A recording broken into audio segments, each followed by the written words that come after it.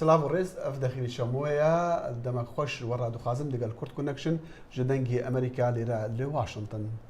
ئەم کاتتان شاد من محتەبەر شێروانیم. پاش سەردانەکەی سەرۆکوەزیری عێراق عەبادی بۆ هەرێمی کوردستان باسی بەشداری کوردەکان لە شەڕی گرتنەوەی مووسڵ دەکرێت، بەڵام ئایا چی بۆ کوردەکان تێدایە؟ و هەروەها پەیامنەرمان دڵشادەنوەر سەردانێکی دەگمەن بۆ جەلەولا دەکات. با بزانین بۆ چەند مانگ پاش ئازادکرانی لەدەست داعش هێشتا خەڵکەکەی نەگەڕاونەتە سەر جێوڕێی خۆیان. بەڵام دەپێشدا بە ڕووداوی تر دەست پێ دەکەین. خاچە سۆرا نفنەتەوەی دیبێژە یەکەم تیمی ئالیکاریین ساغلەمی گەهشتە سەنعا پایتەختی یەمەنی و هەر دەمێ بارێ ئەولەهیژی پشتڕاست ببە ئالیکاریین مرۆڤانی وێ بێن ڤاگوهاستن لە هەمان دەم شەڕ دنێڤبەرە سەر هەڵدایان حوسی و هێزین حکومەتێدا هەر بەردەوامن. حوسیان هەوڵدا بنگەهین خوا لە عەدەنێ قەیم بکەن. شاهدی بێژن فڕۆکین بیانی ئەو بۆمباران کردن و هێریشن فڕۆکین هەفبەندیە عەرەبستانە سعودیژی فڕۆکخانە لێ باکوورە باژار بۆمباران کرد و شەڕڤانین حوسی نەچارکردن ژێ دەڤەرێ بڕەڤن. هەر لەڤێ دەمی هندستان دەبێژە 23 وڵاتان داخوازە ئالیکاریا وێ کریە دە ئەرکێ دەرخستنە هەوڵاتیین واندا ژی یەمەنێ. سێشەمە سەرۆکی تورکیا ڕەجەب تەیب ئەردۆغان سەردانی ئێرانی کرد سەرڕای گرژی لەگەڵ تاران لەسەر قەیرانی یەمەن کە لەوێ هاوپەیمانەتی بەڕێبەرایەتی سعودیە سەرهەڵداوە شیعەکانی سەر بە ئێرانیان کردوتە ئامانج ئەوارەی کۆنتترۆلی زۆربەی وڵاتیان دەدەستدایە. ئەردۆغان پشتیوانی لە هەڵمەتەکە بەڕێبەرایەتی سعودیە بەدژی حوسیەکانی یەمەن کردووە. سەرۆک ئەردۆغان شاندێکی باڵای حکوومەتی لەگەڵ بوو بە گەرمی پێشوازی لێکرا لەلایەن سەرکۆماری ئێران حەسەنی ڕۆحانی. هەردوو سەرۆک دواتر لە کۆشکی سەعداباد کۆبوونەوە و بە پێی ئاژانسی دەنگوباسی ئێرانی ئیسنا لە میانەی کۆنفرانسی ڕۆژنامەوانی هاوبەشیان ڕۆحانی کوتی کە هەردووچیان باسی پەیوەندی هەردوو وڵات و کێشەکانی ناوچەکە بە باری سووریا عێراق و فەلەستینیان کردبوو. سەرۆکی تورکیەش ئاماژەی بە ناسکی باری ناوچەکە داوەگوتی دەرفەت ڕەخسا گفتوگۆ لەسەر مەسەلەکان بکەن. جواتە تەناهی نەتەوێنێگرتی دوشەمبێ داخوازە ڤاڵاکردنا کەمپێ یەرمووکی پەنابەران لە سووریا کرد و پاراستنە 18,000 فلستینیان دە کەمپێدا ئاسیمانە. کەمپ کەتیە ژێر کۆنتترۆلا ملیتانین دەولەتە ئیسلامی داعش. سەرۆکی ئاژانسا ئالیکاری نەتەوێنێگرتی گۆتە کۆمبوونەکە جواتێ سەلامەتیە مەدەنیان خەماوان یا یەکیە و ئەو ژە ئوردنێ دە ئاخفت و گۆتە تەڤایە ئەندامین خۆدی دەسەڵات دە سووریادا هزرا ڤاڵاکردنە بسەلامەت یا کەمپێ بکەن. بۆ دەمێ 2 ساڵانە هێزین حکومەتێ یان حکومەتە سووری دۆرە کەمپێ گرتبوو لێ ڕەوشاوێ ئالۆز بوو پشتی داعش هێریش کریە سەر وێ کەمپێ. دووشەمە سەرۆکوەزیری عێراق حەیدەر عەبادی سەردانی هەرێمی کوردستانی کرد و چاوی بە سەرۆکی هەرێمی کوردستان مەسعود بارزانی کەوت. هەردوو ڕێبەر باسی شەڕی دژیان بە دژی گروپی تێروریستی دەوڵەتی ئیسلامی کرد. راپۆرتە هەواڵیەکان وا دەری دەخەن کە کوردەکان دەکرێت بەشداری لە شەڕی گرتنەوەی مووسڵ بکەن و هەروها چاودێرانی کوردیش پرسیار دەکەن ئەگەر وابێت چی بۆ کوردەکان تێدا دەبێت. بەرسف لەم راپۆرتەدایە. بدەست بە ئینانە سۆزە هەفکاریە هەرێما کوردستانی ji بۆ دەرخستنە ملیتانên دەولەتە ئیسلامی داعش ji مووسڵێ مەبەستە یەکیە سەردانە سەرۆکوەزیری عێراقی حەیدەر العەبادی بوو بۆ هەولێرێ. لما جئنا اليوم إلى أربيل هو نتعاون هاتنا ما إيرو بو أربيله جبو هفكارية و هماهنگية لسر نقشه كا هفبش بو آزاد كردن خلقه نينوا. دەمێکی درێژە کاربدەست لە هەرێما کوردستانی وەسا نیشان دەدن کوژێک نەگرتنێن بەغدا و هەرێمێ هند کوورن کوردان سز دکن و دوور ڕادگرن ji هەفکاریە دگەل بەغدایê heta di şerê Daeş de be. Ew dibêjin çawa pêşmerge dê li derveyê herêma xwe şerekî bikin û bexda mûçeyê wan ragirtibe. Ev babet bi taybetî naverokê çendîn pisyaran bû di konferansê rojnamevaniyê Serokwezîrê Iraqî û Serokê Herêmê de. Lê her du rêberan wesa diyar kir ku ew qet nekêşebûye. Egerçî Serokê Herêmê Mes'ud Barzanî xwe nexist jêr berpirsyariya piştgidariya şerê Daeş li Muslê, lê wî bijareyek dî nexist berçav bi tinê hevkariya digel Bexdayê nebitin. ئێمە بڕیارمان داوە کە لژنەیەکی هاوبەش دروست بکرێت لە بسپورانی عسکەری و ئەمنی لە هەردوولا بۆ دیراسەتی ئەوەی هەرێم چۆن بەشدار بی و بە چ شێوەیەک و چۆن دەبێ ئێمە چاوەڕوانیەوەی ناو لە ژنەیە دیڕاسەتی خۆی تەواو بکەوتن و پاشان بڕیاری نیایی لێ دەدرێت هەر جارێکا PTV بە پێشمەرگەی هەرێما کوردستانی هەبتن ji bo şerê komalên radîkal xelkê herêmê pisyarê ji rêberên xwe dikin ew dê li beramber çi be. Rojnamevan Şêrzad Şêxanî ji Hewlêrê gota Kurd Connection ka Kurd çavarê çi destskefta dikin. هیچ دەستکەوتێکی نابێ خۆ تاریخی کوردەمەوە هەروە بووە کاکە لە هەموو شەڕێک لە هەموو ڕووداوێکی تاریخدا مێژوو بڕۆ بخوێنەرەوە کۆردایمە کەوا سووری بەردەشکردی دوژمنان بووە و دیفاعی لێ کردووە و لە نەتیجەدا بە دەست بەتاڵی هاتوۆتەوە. ئێمەگە بیرمان نەچێ دوو مانگ پێش ئێستا سەرکردایەتی کورد بە سەرۆکایەتی هەرێم و سەرۆکایەتی حکوومەتەوە هەردووشیان تەشیدیانەوە کردەوە گوتیان ئێمە ئامادەنین بە هیچ شێوەیە پێشمەرگەی خۆمان بنێرین بۆ ئازادکردنی مووسڵ ئەو شەڕی ئێمە نییە. Li çend rojên dahatî jî ebadî dê seredana Washingtonê bike û digel Serok Barack Obama kom be û naverok û mebesta kombûnan jî dê şerê li dijî Daeş be. من لە مقابلی ئەو شتێک کە تۆ لە من داوا دەکەی کە من بێم لە بەشداری تێرا بکەم لە عملەیەکی عسکەری گەورە وەکو ئازادکردنی مووسڵ کە لەوانەیە گەورەترین شەڕی عێراق لەوێ بێت لەوانەیە گەورەترین قوربانی ئێمە لێوێ بدەین ئێمە ناوێت ئێستاوەدانیشی لەگەڕیان یەکلای بکەینەوە بڵێن کاکە ژیان فەرمو ئێمە دێن ئێمە خۆمان بە کوش دەدەین خوێندە ڕێژی بەڵام لە مقابلدا ئێوە چیمانە دەنێ هەر عینەن وەکو زارادین زانانی ترمان لێەکەن لە هەموو مەشروعەکانی خۆیان بەشداریمان پێکەن دوای پێمانانە وەڵا کاکەوە ئەبڕۆ لەمانە خۆتان دانیشتن و ئەگە حەزیشتان هەیە بڕۆ سەر بەخۆی بکەن کە دەشدانەوە ناکرێت û helbet bi beşdarîkirina tevaya layênên Iraqê û Kurd bi destkeft yan bê destkeft nikarin xwe ji berpirsyariya vî şerî vedizin. ڕێبەراتی ئۆباما دەڵێت هەر جۆرە ڕێکەوتنێکی ناوکی لەگەڵ حکوومەتی ئێران ئاسایشی وڵاتانی دراوسێ بە ئیسرائیلەوە مسۆگەر دەکات. کۆشکی سپی دەڵێت سەرۆک لە چوارچێوەی دەسەڵاتی خۆیدا بڕیاریدا بوو بۆ گفتوگۆکردن لەسەر ڕێکەوتنی نێونەتەوەیی لەگەڵ ئێران و لەسەر کۆنگرێز دەمێنیتەوە دەنگ لەسەر هەر پرۆژە بڕیارێک لەو پەیوەندیە بدات. لە هەماندەم دووشەممە وەزیری وزەی ئەمریکا ئەرنست مۆنیز گوتی ئەو ڕێکەوتنە ئەگەر هاتەدی مسۆگەری دەکات کە هەموو ڕێگاکانی سازکردنی چەکی ناوکی دەگیرێت لە ئێران وە گوتیشی ڕێکەوتنی قەوارەیی هەفتەی ڕابردوو هاتەدی دەبێتە هۆی دەستوی ڕاگەشتن و شەفافیەتێکی بێوێنە بە سازگا ئاشکرانەکراوەکانی ئێران. هەرچی سەرۆک ئۆبامایە دەڵێت ڕێکەوتنی ناوکی لەگەڵ ئێران دەرفەتێکە بۆ دابینکردنی سەقامگیری لە هەرێم. ئێران و شەشێزی جیهان تا کۆتایی مانجی 6 مۆڵەتیان دیار کردەوە بۆ گەیشتن بە ڕێکەوتنی یەکجاری لەسەر پرۆگرامی ناوکی تاران. و پامنێری دەنجی ئەمریکا لە کەرکووک دڵشاد ئەنوەر سەردانێکی دەگمەنی بۆ ناوچەی سەعدیە لە پارێزگای دیالە کردووە کە چەند مانگ لەوە پێش لەلایەن هێزی کوردی گیراوە بەڵام هێشتاش خەڵکەکەی نەگەڕاونەتەوە سەرماڵ و حاڵیان. ناحیەی جەلەولا کە ماوەی زیاتر لە 5 مانگە لە ژێر کۆنتڕۆڵی داعش دەرهێنراوە بەڵام تا ئێستا بە بیانووی بۆمبڕێژکردن و وێرانەبوونی ناحیەکە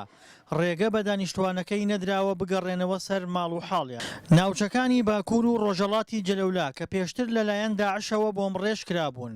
بۆ ڕێگرتن لە هێرشی پێشمەرگە لە ئێستادا تیمەکانی هەڵگرتنەوەی مین سەرقاڵی پوچەڵکردنەوە و تەقانەوەی بۆمبە چێنراوەکانن هەروەها پرد و ڕێگە سەرەکیەکانیش تەقێنراونەتەوە. جەلەولا لە ئێستادا کراوەتە ناوچەیەکی سەربازی داخرا و بازگەکان ڕێگە بە هیچ هاوڵاتی و تەنانەت ڕۆژنامەنووسێکیش نادەن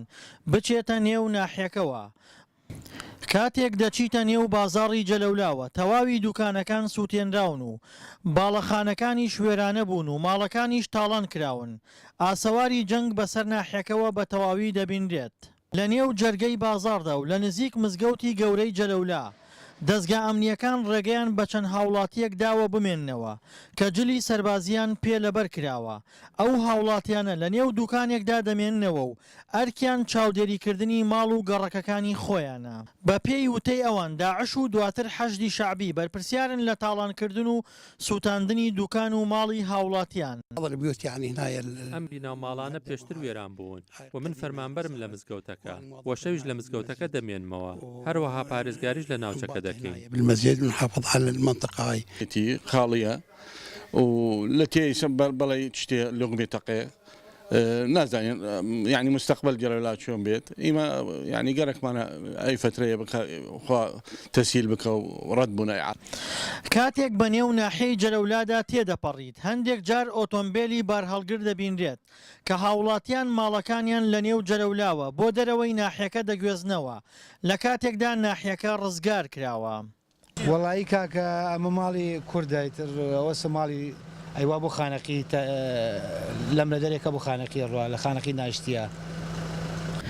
هەرچەندە لە نێو شاری جەلەولادا هیچ هاوڵاتیەکی تێدا نییە و چەکدارەکانی داعشیش بە تەواوەتی لە ناوچەکە دوور خراونەتەوە بەڵام دەستگا ئەمنیەکان لە نێو ناحیەکەدا ڕێوشوێنی ئەمنی تونند و تۆڵیان گرتووەتە بەر و بازگەیان داناوە. پێ ناچێت بەم نزیکانە ڕێگە بە دانیشتوانی ناحیەی جەلەولا بدەن بگەڕێنەوە سەر ماڵ و حاڵیان بەو پێی ناحیەکە کراوەتە ناوچەیەکی سەربازی داخرا و سەرجەم کوچە و کۆڵانەکانیش بە بۆمب چێنراون. دڵشادەنوەر دەنگی ئەمریکا پارێزگای کەرکووک. ولێ دەمێ شەڕێ کوبانی و پشتی ڕزگارکردنیژی ڕەوشە سەغلمیە خەڵکی وێ خەما ڕێخستیên مرۆڤانی بوو. Divê hevpeyvîna bi Skypeê de hevkar Salih Demîcer pisyara rewşa saxlemiya Kûbaniyan ji Dr. Bextiyar Husên dike. Ji destpêka şerê Kûbanî jî Dr. Bextiyar di bajar de mabû û alîkariya nexweşan dikir. دکتۆر بەختیار ji dema ku şerê Sûriyê de dest pê kirî yan jî bi taybetî şerê Kobanî dest pê kirî di rewşa penaberên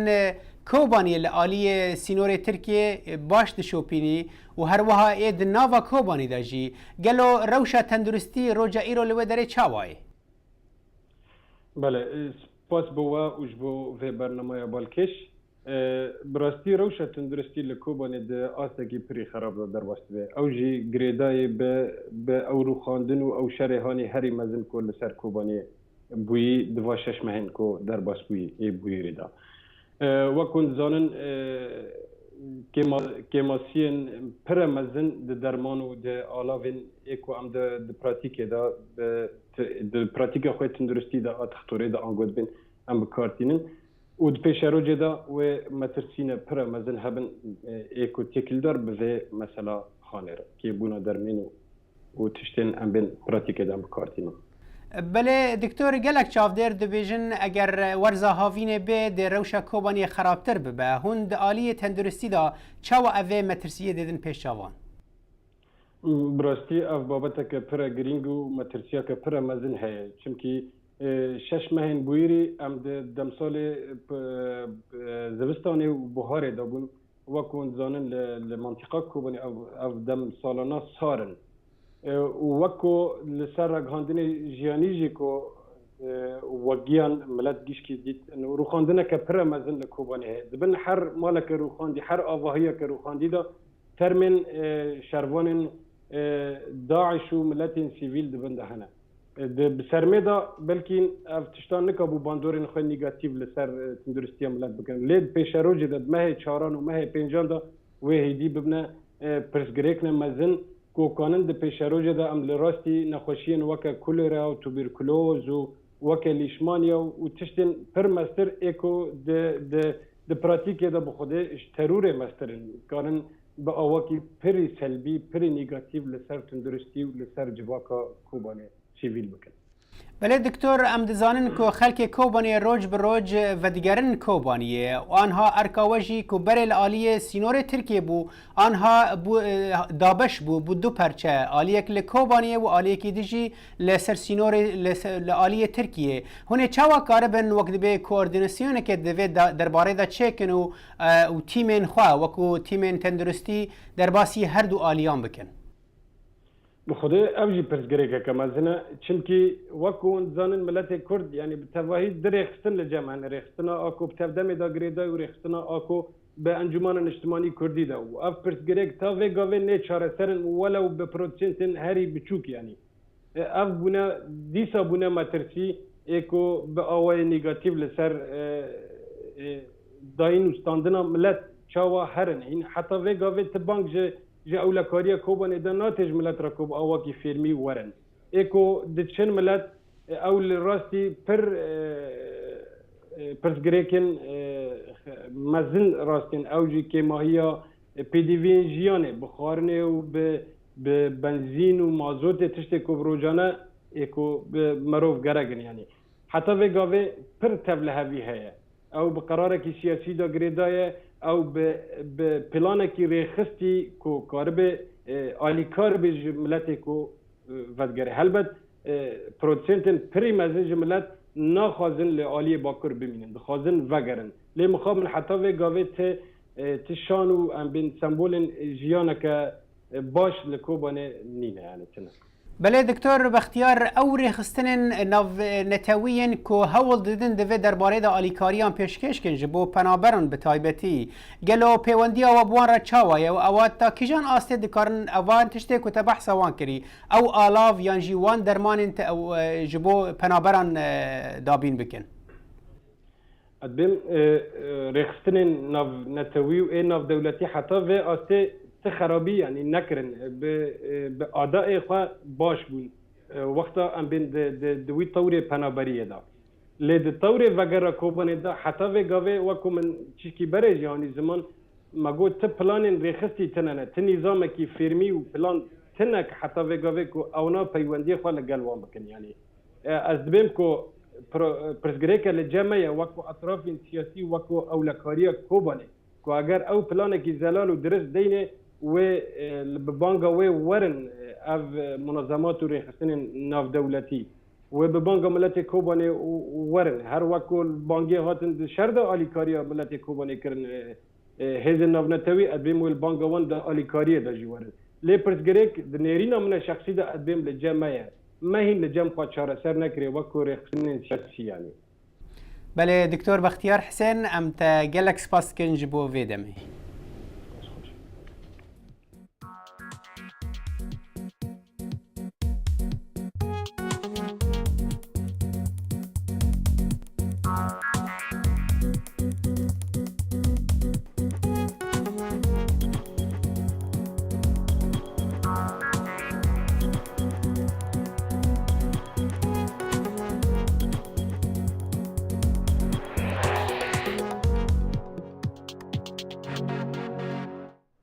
دیپلۆمات برین تەحسین بە گەندامی ئەو شاندەیە بوو بەم دوایانە سەردانی نەتەوەیە گرتوەکان لە نیویۆرکیان کرد بۆ بەشداری لەسەر مەسەلەی توندوتیژی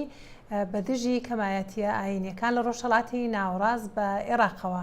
ئەو سەردانی واشنگتن و هەروەها دەنجی ئەمریکاشی کرد. هاوکارمان ڕەڤیندۆسکی ئەم دیمانەیە لەگەڵ سازداوە. بویە هەشمە دەولەتە ئەسلامی یانجی داعش عێریشێ شنگالێ کردبوون. نوکە هون وەکو ێزیدیان داخوازی وەچنە ئیکەوان گەلەکە مهم بوو international protect حماية دولية سبب حماية دولية بۆ مە باشە و بۆ خەڵکی دیش باشە سببێ چییە؟ مثلەن سبەی ئایسس خلاص بوو شنگارێ باوری بۆ ئێزدیا بزەوت ئەوە نقطەکە گەلەکە مهم بوو. نقطە دوێشێک مە مباحثە گەل مستشاری بانکیمونی جنوسايد كذا أو دي زيارة بو عراقي كتن أو يقول خطوات أولي لازم حكومة عراقي اتفاقية بكتن اتفاقية روما يا محكمة الدولية العليا جو هكا عراقي موافقة نكر أم تقايم مثلا مجلس أمن ضغط تيسر عراقي بكتن ومع آليات ديت هين أنه أوي ملفي فريقين محكمة الجنايات العليا أو ديتا عراقي نيزيك ديتا عراقي وديتا كردستاني وديتا نافذيا باشە تەکۆم بوون دگەل نەتەوەی یەکبووی و بەتایبەت ئەمریکیان چێکریە پلانێ وان چنە نابێژن و پلانێ وانش بۆ خەڵکی ئێزیدی چنە ئەوخۆ يعني هەموو عالم تعاطف هەی بس تعاطف وآليات مثلا حماية دولية ها متحدة قلت لازم ونشول كان سر هاي بازا عضوية مجلس الأمن ها يعني مستر أليسون قلت لازم هاي بازا خاصة دائمي وكي روسيا وان لازم حركة كدبلوماسي بكين قال فرنسا وقال أمريكا وقال وان إنه بحركة إنه أو فكرة حماية دولية بكفتة السري واحدة ها موضوع إبادة جنكا خاصة موضوع جنكا قلق إشكال وما كفتيتي دا إنه حياتها محمو ينخوش وقت أبني خشكت ما وديكت ما أف ملفة ما عندك حلول دانوان باش سيرفي كبرين كيتشو زاروكن دبندستي داعش دا وهنا هنا دبندستي وان دا تشيغوتنا سيرفان كيتشكا دا تشيكن جبوان وحتى أو كسن بندستي داعش آزاد بونجي شقي أولي النكوان أو قلق مهم تنشفوان إنه يعني ما عندك مواقع دانوان قلق مواقع مهم ما عندك حلول جدانوان ها سولوشن ما دانوان ما قلت تشاو بين حل كذا ها وخاصة عندك نيزيكي يعني حلين وما قلت واش وقت عملية موسل بدأت بتن عملية اوبريشن بدأت بتن ما تبي تنسيق القل إز خلك تيجاشتي إز دي بتكلن كأوجنا امتصين بشنا يعني ببنا ذقة ببنا دركة دي بكبنا كشنيدا وخلك بكوجين أوادي ما تبي قلك تنسيق القل ما بتكلن إجبر وان جناح نيزيكي حفصت خلكي خلاص بين 11 حالات التواني النفسي والسايكولوجي وانتحاء يعني قلق وان قلق النفسي نيخوش ها انه او يعني ونبس او هي مثلا كوتشو قندي كوتشو إبادة حمو جماعي مثلا زلام كشتينا والجنبرينا وحتى يتماينشك يعني حتى يتماين عندي كونات شوي بابي وان شوي أو ظروف التواني النفسي قلنا خوش فما قلت أسباب يونايتد نيشن أو هذه يونايتد نيشن برنامجك هي علاج نفسي وأما بنونيش ألمانيا شك حقيقة برنامجك هو إيطاليا برنامجك هي مساعدة إزديا بتكرن باشا ده هندري كردستان بخدا قالك انك هكذا ازيدي خود كوجن تشبوان لويري تاكن خلكي نا خلكي كردستاني نورمال خلكي دكتور دروني وافانات شت كان جبوان كجا مستلزمات الطبي والنفسي تو زين المدى خريدين او مستلزمات الطبي بلكي حبككي ان اوكي ان مستشفى بس نأو علاج نفسية درس بتكرن منظمات الدولية أبد محتاجة منظمات الدولية وحكومتها إنه مساعدة وان بتكرن بو بنا خارج نلويدري هينا مثلا على أساس محاولة كل عندك وزارات أبوان مالات شيت كان عندك كامبا أبوان شيت كان عندك علاج بس نأو علاج أوادية ها يعني ومش دفيت براسيش تأكيد سلبي تشتيب كم أزل البغدادي بو قلنا مني والله إزدي جنكات كوجن وقت الزفرة أبقى لك مهم الموضوع إذا قلت شو يعني تشي ما بتشك سيرفي زلال بكي أو كتشت صفرنج بندستي داعش تينا كشتن ما بس تاكو ما باتي واند كشتن أنا أو دعاية شيء بوياش راسته بس كوي ما بس أفك أبقى لك غلط ها ميري رئيس مجلس روحاني وبابش أو هم مجلس روحاني استنكار كرين واستنكار كي جهات عندك ما ها وكي جامو وخش كامو وام هلا الا شيء تشرفي بيت كاين ها وام تحديات كاين هكا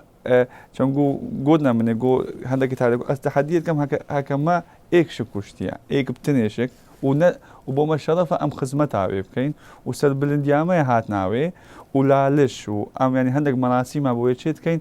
زولاندنا وي بولالش يعني ما دفيت أبد توضيح بشكل حتى اليونايتد نيشن في سيارة ما هذا كذا نقول نشيت كذا موجود يعني ما مذكرة وكتاب رسمي شميري وش مجلس روحاني إنه يعني دليل إنه هالشيء كشكاهات بسلب الاندي أم استقبال عبيدك أجندة سياسي قلق توزاين جوانب قلق تايد وضع قلق هنا خوشة ها بجي أوان فينا التشويها وتقليل حجم كايثا شنقالي بتأكدن باشا يعني بشتي هاتنا تلفيري وأف كومبوننت اللي حاضر بوي هي فيا كاباش بو تشيبوك ودهاري كاريك بو خلقي ازيدي اي تكرن بداية كباشا ستارتك قالك كباشا انه نيزيكي ما قلت حكومة امريكي وما قلت وان انه مدفيتا براسيشك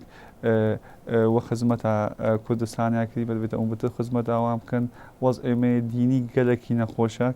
كهيكلة ديني وضع ديني قالك نخوشا لازم اون عندك حلول شيبكن وبتنسيق القل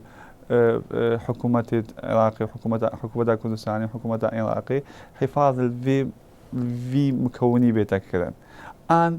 هكا وقف حل ونكر أباو بيجنا ما أمت قايم بيجنا قال UNHCR المفوضية السامية لحقوق اللاجئين وكي سوريا تشاوا 100,000 إعادة توزيع حتى كرد إنه بدنا أوروبا باو بلا مشروع وصابت إيزيشك بين أوروبا ووالي تنجو ثقة وباوري بلاستيك لشوان دا نمايا ام هیوی دارن اف پرسکریکا ازیدیا بداوی بید و تشتک بو وان کسان بیت کرن برین تحسین بگ نو نره میره ازیدی تحسین بگ و دیپلومات عراقی گلکس باش بو هف پیوینه قالك ممنون سوباس ياوت كلمة ودقل رزقاركنا كوباني رايدارن كرت كاري جبو فقراننا جانا عادتيا خلكي دكن لحفتيا بوري ما رابورتك هبو كاتشاوا خوندنگها کا زاروکان هاتبو وکرین ایرو پیامنری آزاد محمود بالی به کامیرا خوا چوبو ناف خویان خوگ هاندبو فرنانانی یا باجر فرنا سرکه یانان ل باجار کوبانیه یک جکیم جهن باجره کو د شر لسر باجر ده نه تا ویران کرن هوی شر و پچونن ل دردوراوی و فرنه د وقت هری جواردجی خبات خبر دوام بکر فرنا آلی وکو کو خلکن باجر ناو لیدکن ل روجاوای کوبانیه دکبه اف دفرجی جدسپیک ده لجر کنترولا یکینه پاراستنا گل یپگبو لورا حتی راده که او دروشک اولاد ما بود لینوها لوی دما کورنشوانین کوبانی هدی پشتی رزگاری کرنا باجر ودگرن مالین خوا گرینگیا فرنه ج هر دمی بیتر دیار دبه دما کو فرنه جارک دن کاری خو بفرمی دست پیکر برپرسین و بریار ستندن کو تنه خطا که برهمدان بکار بینن لیبله پشتی کو داخوازا لسر نان به زیدبونا جمارا خلکی بلند بو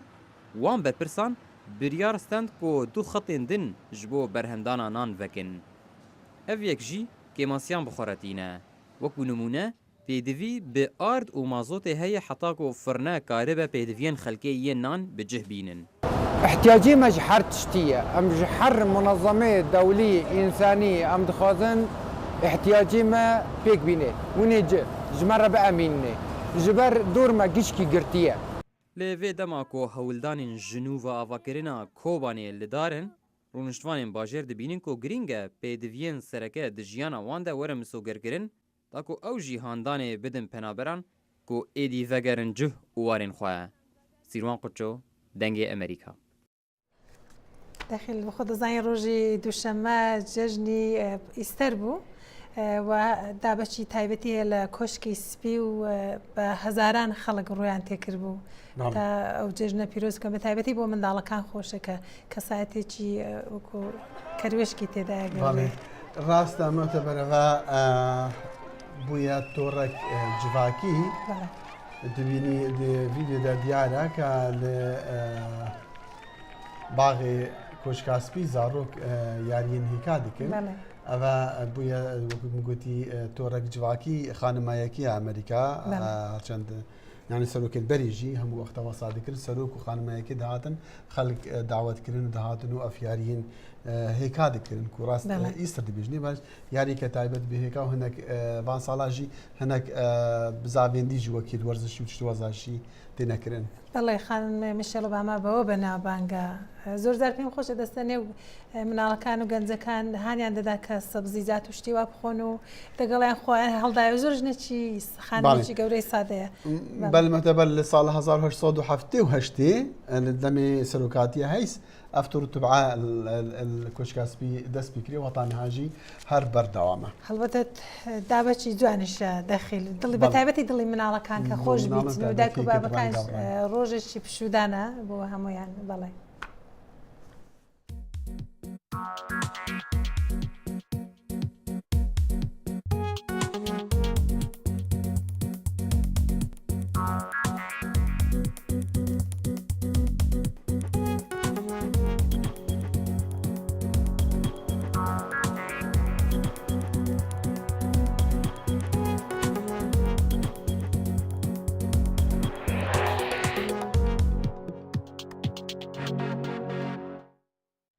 كشينا كوتاي برنامج كور كونكشن هر شاد بن